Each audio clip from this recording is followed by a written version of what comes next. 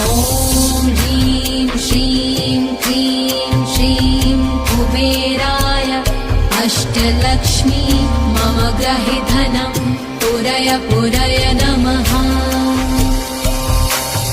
ॐ ह्रीं श्रीं क्लीं श्रीं कुबेराय अष्टलक्ष्मी मम ग्रहे धनं पुरय पुरय नमः।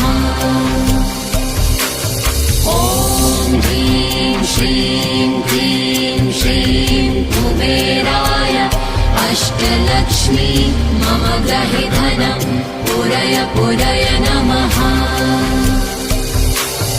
ॐ ह्रीं श्रीं क्लीं श्रीं कुबेराय अष्टलक्ष्मी मम ग्रहे धनं पुरय पुरय नमः।